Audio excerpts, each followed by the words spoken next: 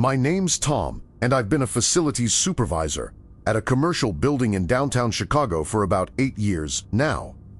It's one of those old office buildings from the 1920s.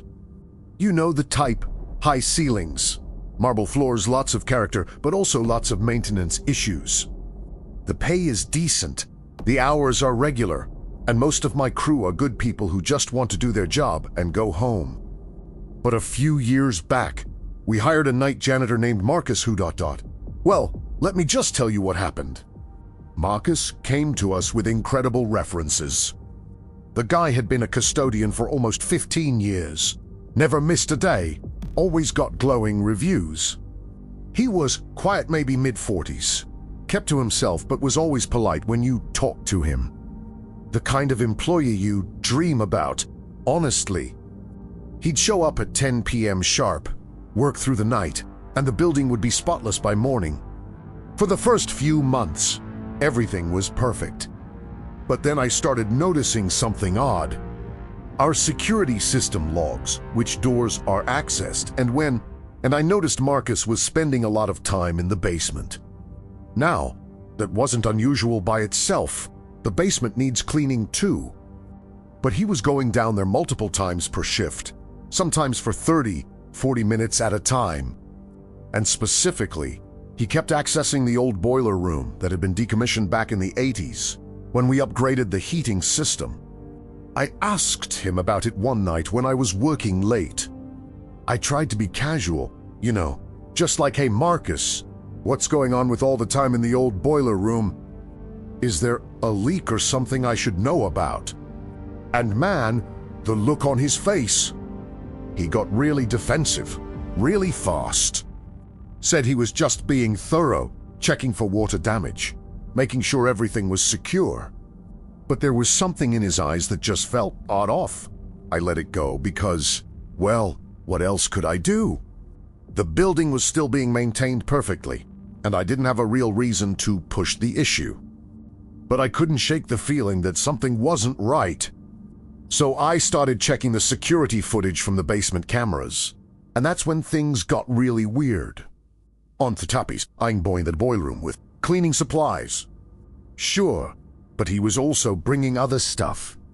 Notebooks, what looked like old photographs, sometimes these weird little objects I couldn't quite make out.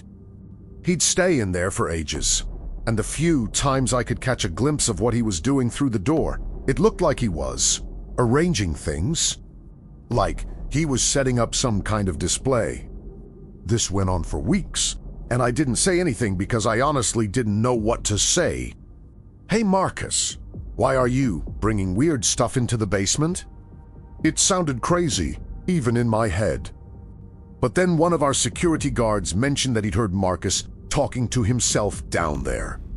Not just muttering, but having full conversations, like there was someone else in the room with him. That's when I decided I had to see for myself. One night, I told Marcus I was leaving, but I actually stayed behind. Waited until he went down to the basement, and I followed him. I know. It sounds like something from a horror movie, but I had to know what was going on. I crept down to the basement and approached the old boiler room. The door was slightly open, and I could hear Marcus inside, talking. His voice had this weird, reverent quality to it. He was saying things like, "I know what you need and I'm listening. I hear you." I pushed the door open wider, and what I saw made my blood run cold. The entire room had been transformed. Marcus had covered the walls with old architectural plans of the building, photographs of the structure from different decades, newspaper clippings about the building's history. But in the center of the room, he'd built this bizarre shrine out of pieces of the building itself, old pipes, chunks of brick, pieces of the original marble flooring. And he was kneeling in front of it, whispering to it like it was alive. When he heard me come in, Marcus spun around, and for a second I saw genuine fear in his eyes. But then it changed to something else, anger, maybe defensiveness. He stood up and said, "You don't understand. The building needs this. It needs attention, care. It gets lonely." I tried to stay calm, I said, Marcus, this isn't normal. You need help, man.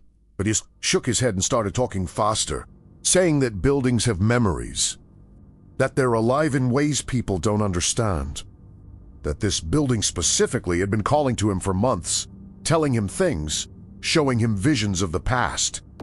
The really scary part, he showed me this notebook he'd been keeping. Pages and pages of logs about incidents in the building. Small stuff that I'd written off as accidents. A woman who slipped on the stairs last year. An executive who got trapped in the elevator for an hour. A door that locked shut with someone inside. Marcus had marked all of them with these weird symbols and notes like offering accepted and the structure is satisfied. I got the hell out of there and called my boss immediately. We brought in the police the next day. Marcus didn't resist when they came for him, didn't even seem surprised. The psychiatrist who evaluated him said Marcus had developed what they call object-oriented delusions. He genuinely believed the building was a living entity that required sacrifices. The worst part, when they investigated his previous jobs, they found he'd done this at 2 other buildings.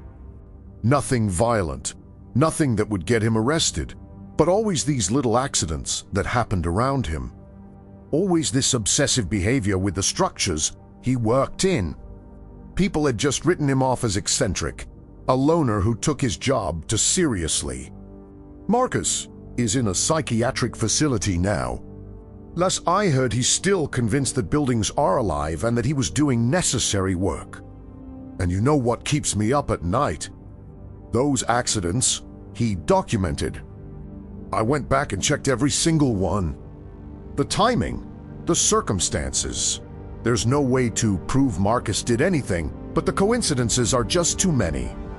I sometimes wonder how many other Marcuses are out there, working night shifts in empty buildings, developing obsessions that nobody notices until it's too late. And every time I hear a strange noise in this building at night, every time a door creaks or a pipe rattles, I think about Marcus whispering to those walls, believing they were whispering back. My name's Jennifer, and I work as a receptionist at a dental clinic in Austin, Texas.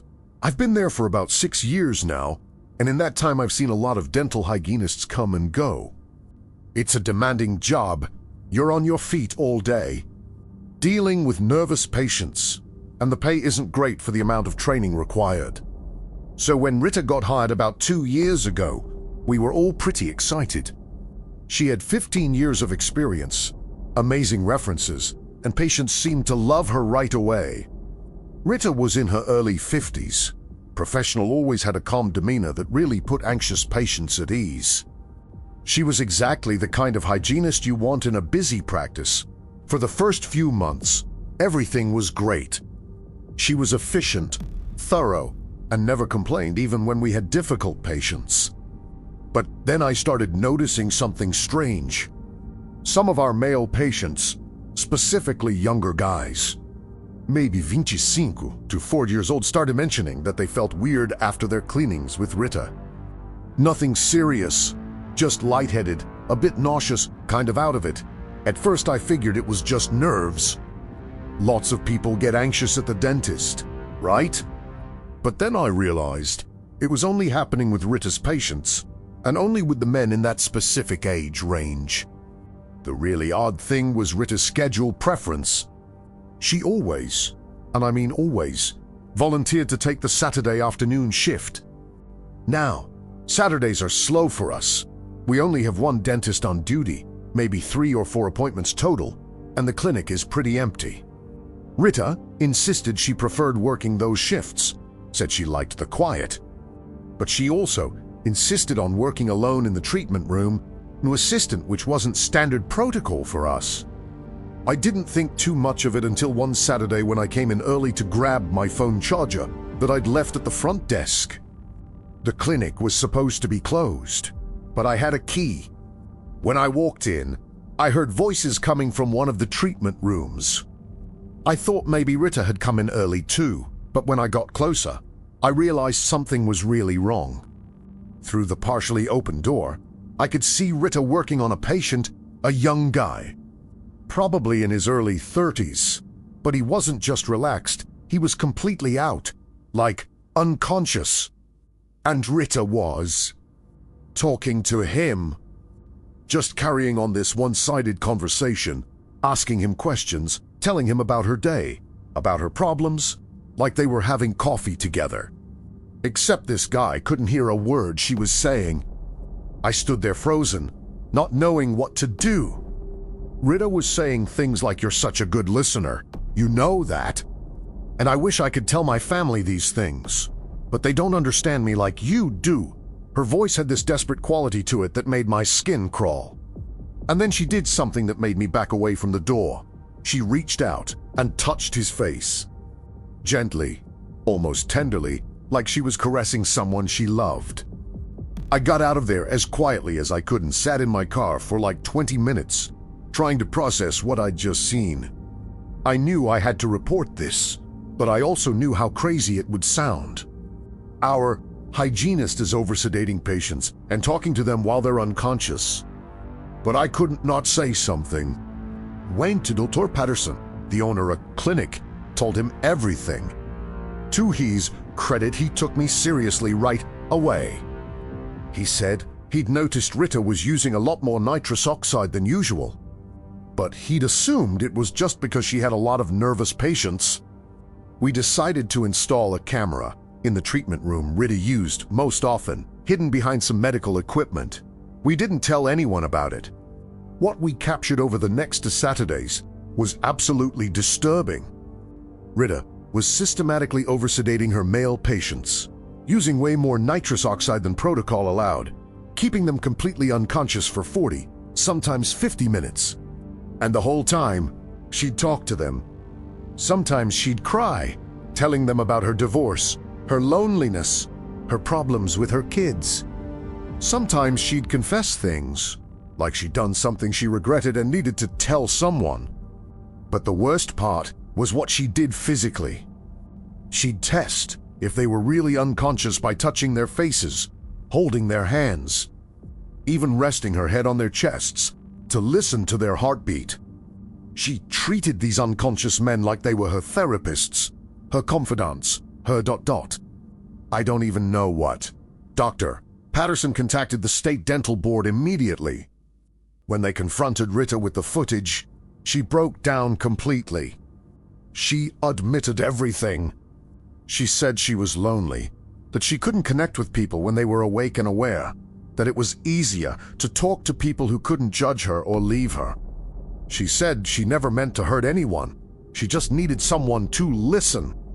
The investigation got deeper, and that's when we found out this wasn't Rita's first time. She'd been fired from 2 previous clinics for irregularities in sedation practices.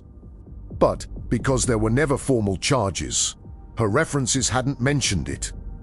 The dental board contacted her former patients, and several of them reported having strange, unsettling feelings during their appointments with her, like they'd been dreaming but couldn't remember what about, or feeling like something was wrong but not being able to put their finger on it.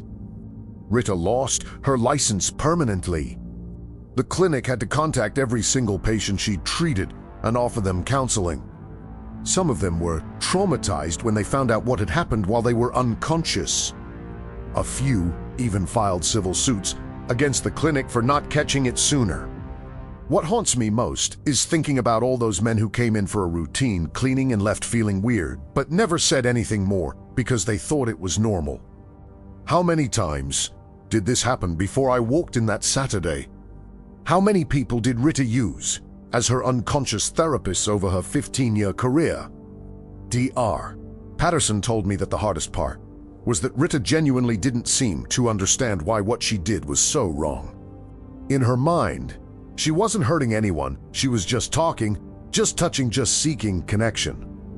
She couldn't grasp that sedating someone without their knowledge and using them for emotional support while they were completely vulnerable was a massive violation.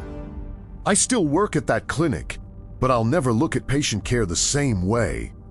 We have way more oversight now, cameras in every room, strict protocols for sedation. But sometimes I think about how easy it was for Rita to do what she did, how a person's loneliness can twist into something so disturbing, and how many other Ritas might be out there in medical offices, using their access to vulnerable patients to fill some void in their lives. Trust is everything in healthcare, and Rita destroyed that trust in the worst possible way.